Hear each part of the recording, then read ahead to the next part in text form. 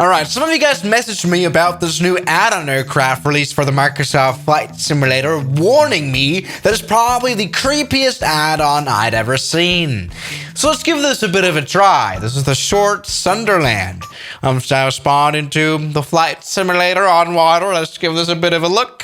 Around the cockpit, nothing to see, nothing. Okay, we've got some. What is he doing with the hands? I mean, alright, okay. Alright, okay, we've got the navigator. Oh, Jesus Christ. Master of NPCs, everybody. Alright, everybody, look at the hands. That is sausages. We've got the same person twice. Don't look at me like this. This is your fault. Anyway, welcome everybody back to the channel. Another Swiss Scissor one video. You know, I like how the Microsoft Flight Simulator is slowly turning into a history museum, pretty much. You know, only a few days ago, we checked out the new Mach 7 for the Flight Simulator, and now we've got a very, very important aircraft also released now for the Flight Simulator. It's so nice to have it now interactable, the short Sunderland. A really important aircraft used mostly for military service in the 1930s and in the 1940s. You know, Short was a very big aircraft manufacturer of the United Kingdom. Yeah, and this 14-year-old plane now is very military indeed, which is a bit of a shame. You know, these flying boats. I would love to have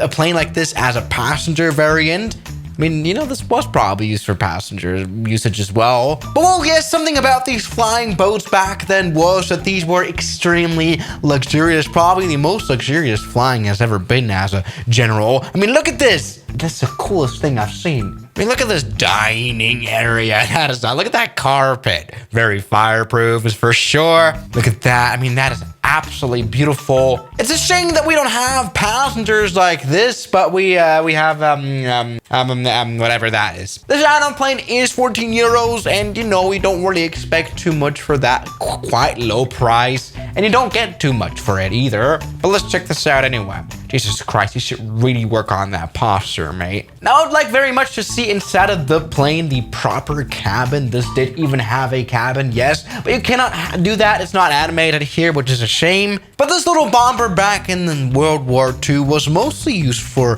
rescue missions or bombing. Even though these bombs most probably don't work. Anyway, let's talk about working. Let's fly this interesting plane. You know, this is the thing about these old planes. They are very tough. So let's test that out. Gonna turn on the engines right here. Let's maybe get this going. Maybe get some fuel in there as well. All right, let's switch the battery switch on right here. Maybe the avionics switch as well. Maybe try to get this working really. All right, here we go. Starting up engine number 1.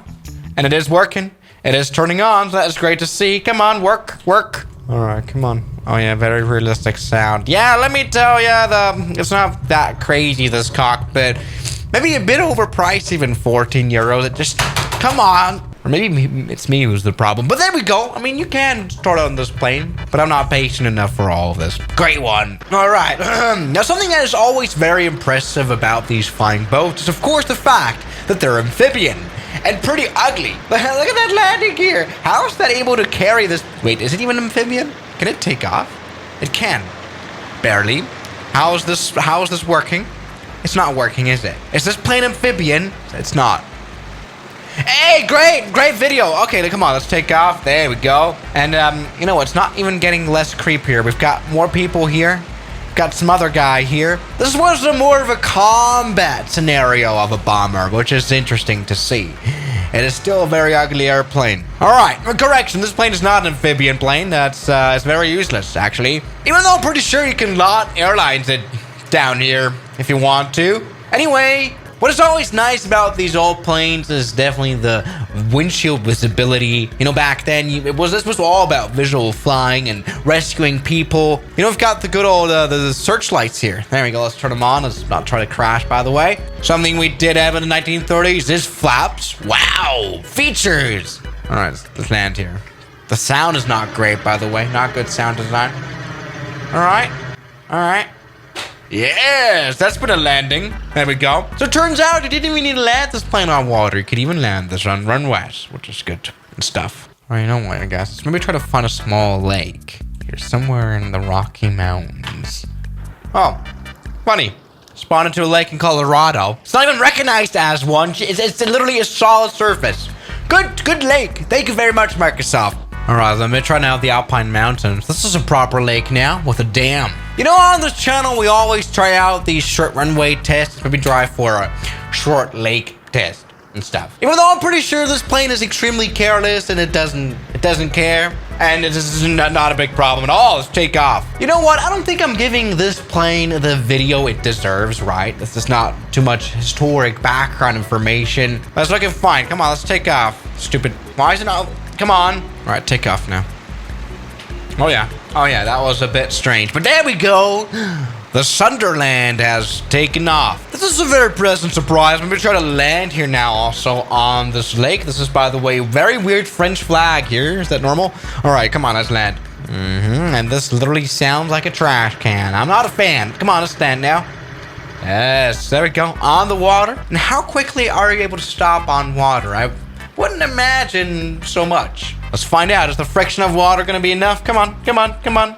Right, there we go. That's nice. Now, people always like to underestimate about the short Sunderland and, you know, in general, flying boats like this one is the size. This plane really wasn't small. Look at this. This is a great competitor, really, to a proper boat. All right, everybody, let's talk a bit riskful. Welcome back to the Alpine Mountains now. Are you guys ready for a bit of an adventure? Come on, you can do this. I mean, look at this guy. All right, now try not to get beach challenged. Let's go. Flaps full. Come on, you can make it. You can make it. This plane doesn't need lots of airspeed. 60 knots, as you can see on the indicators, enough. All right, so please. Have we found a lake too small for this aircraft? All right, we're dead. Literally dead. Okay, broken, and everyone's died. Thank you very much. So maybe let's try to come in for a landing here. Maybe try to perform a stop and stuff. It's probably not going to work too well. Yeah, this was made for more open bodies of water. Let's put it that way. Come on now. All right, there we go. All right, that was a proper crash into the water. And now beaching it into the mountain. I've literally killed the Sunderland. Welcome back to Swiss Zero One. You know what would have been perfect? If Sully had a flying boat or something. So, yeah, guys. That is the short Sunderland. Maybe not the most interesting plane we have so far because it really cannot do much. I mean, we have all the basic necessities we need. Autopilot, which probably works. Altitude, hold, heading, hold. Does this hold it doesn't work. Great. We have simple things we can do, like we can open the door right here, which is nice to see. There we go. That's been a beautiful landing. Anything I would expect for 14 euros, but cabin though is definitely missing. And it's slightly very creepy. So yeah, guys, thank you so much for watching today's video, and I'll see you guys tomorrow. As always, good night.